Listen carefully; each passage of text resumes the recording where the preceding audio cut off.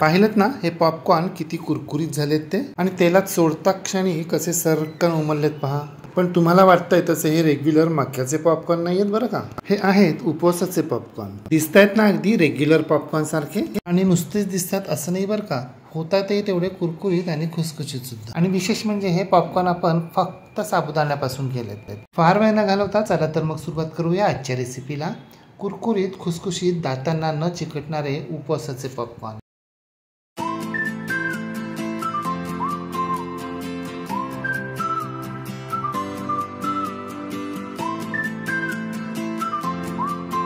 उपवासाचे popcorn करण्यासाठी हे पहा, इथे आपल्याला एक मोठी वाटी म्हणजे 250 ग्रॅम म्हणजेच पाव किलो साबुदाणा स्वच्छ निवडून साफ करून घ्यायचा आहे. मार्केटमध्ये 2 प्रकारचा साबुदाणा मिळतो. एक म्हणजे इन्स्टंट साबुदाणा जो छोटा असतो, आणि हा अशा प्रकारचा रेग्युलर साबुदाणा.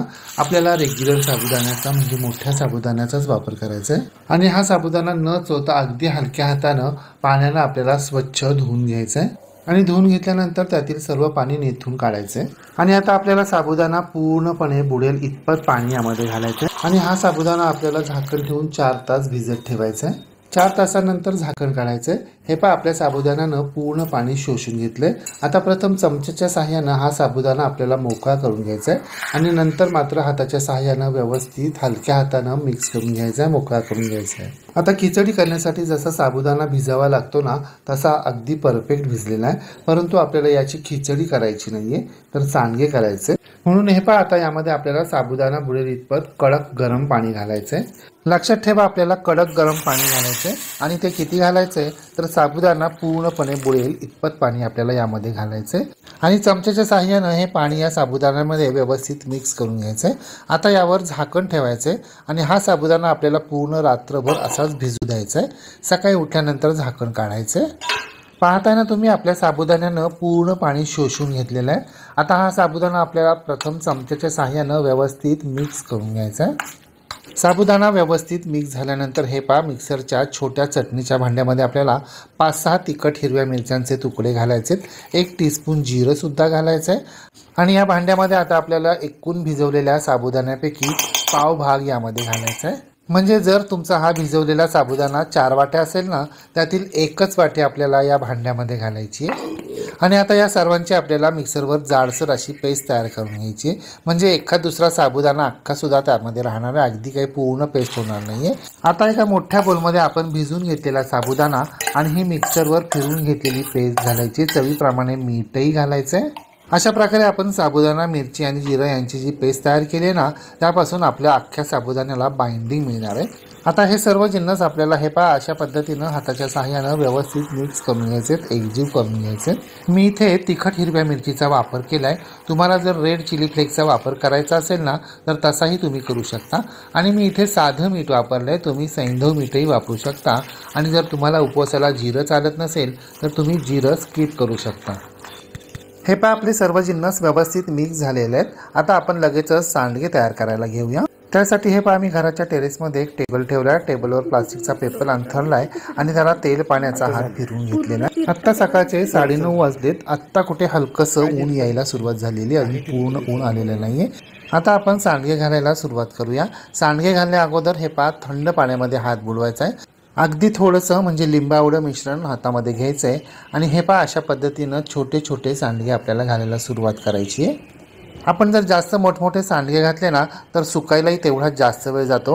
म्हणून आपण मटकीच्या डाळीचे जसे सांडगे घालतो ना, तेवढ्याच आकाराचे सांडगे आपल्याला याचे घालायचे. म्हणजे आपले भिजवलेले छोले शिजवून केवढे होतात, अगदी तेवढे.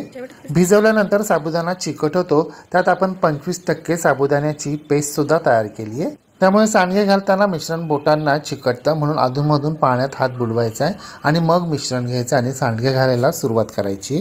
आत्ता आपल्याला सांडग्यांचा जेवढा आकार दिसतोय ना, सुकल्यानंतर तो निम्म्यापेक्षा अगदी कमी होणार आहे आणि तळल्यानंतर अगदी चौपट होणार आहे.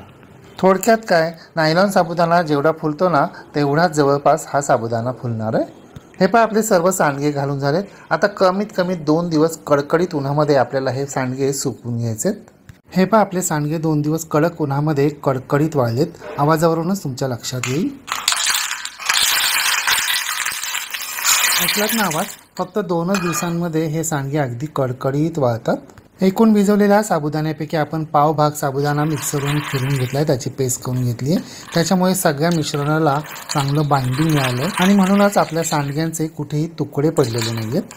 चला तर मग आपण लगेचच हे सांडगे तळून घेऊया आणि या सांडग्यांचं रूपांतर पॉपकॉर्नमध्ये करूया। त्यासाठी आपल्याला गॅसवर कढई गरम करून घ्यायची आणि गरम कढईमध्ये आपल्याला तेल कडकडीत गरम करून घ्यायचे। लक्षात ठेवा, आपल्याला मोठ्या आचेवर तेल कडकडीत गरम करून घ्यायचं आहे। आपलं तेल कडकडीत गरम झाले का हे पाहण्यासाठी हे पहा, एक सांडगा आपण तेलामध्ये घालूया आणि गॅसची फ्लेम मोठीच ठेवूया। पाहताय ना तुम्ही आपला सांडगा कसा पटकन वर आलाय, ते दिसतोय ना अगदी पॉपकॉर्न सारखा। आता गॅसची फ्लेम मोठी करून इतर पुढची बॅच आपण तळण्यासाठी घेऊया।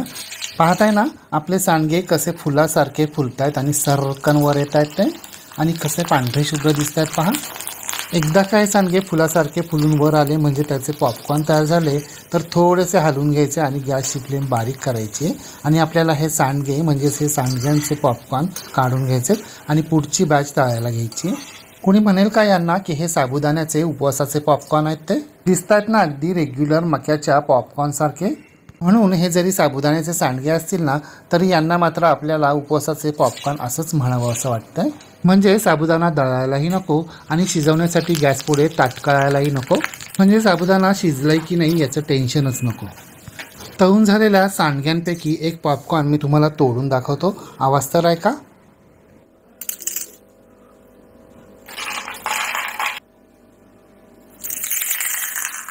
झालेत ना अगदी कुरकुरीत आणि खुसखुशीत, आणि विशेष म्हणजे हे पॉपकॉर्न दातांना अजिबात चिकटत नाहीत आणि तेलकट तर अजिबातच होत नाहीत।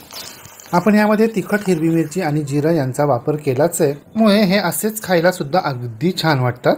परंतु यापासून जर तुम्हाला चिवडा करायचा असेल ना, तर तुम्ही लाल मिरची पावडर, बटाट्याचा कीस, शेंगदाणे हे तळून देखील यामध्ये घालून याचा चिवडा तयार करू शकता। याआधी सुद्धा आपण उन्हाळी वाळवणाच्या रेसिपीमध्ये मिक्स डाळींचे सांडगे, डाळ कांदा सांडगे, डायरेक्ट तांदळाचे खिची पापड, रव्याच्या वाफेवरच्या सालपापड्या, पोहे पापड, ज्वारीचे खारवडे, साबुदाणा पापड्या आणि पोह्यांचे मिरगुंड या रेसिपी पाहिल्यात। या रेसिपी जर तुम्ही अजूनही पाहिल्या नसतील तर डिस्क्रिप्शन बॉक्समध्ये त्याची लिंक दिलेली आहे, त्या जरूर पहा। तुम्ही सुद्धा अशा प्रकारे कुरकुरीत, खुसखुशीत, दातांना अजिबात न चिकटणारे उपवासाचे पॉपकॉर्न एकदा तरी घरी करून पहा व कसे झाले ते कमेंट बॉक्समध्ये मला नक्की सांगा। रेसिपी आवडल्यास लाईक, शेअर, कमेंट करायला विसरू नका। आणि हो, तुम्ही जर अजूनही गृहविष्णू किचन चॅनलला सबस्क्राईब केलं नसेल तर प्लीज नक्की सबस्क्राईब करा। शेजारील बेल आयकॉनवर प्रेस करा, ऑल सिलेक्ट करा, म्हणजे माझ्या नवनवीन रेसिपींचे नोटिफिकेशन तुमच्या मोबाईलवर येतील। पुन्हा भेटूया अशाच एका नवीन रेसिपीसह। तोपर्यंत नमस्कार व रेसिपी शेवटपर्यंत पाहिल्याबद्दल धन्यवाद।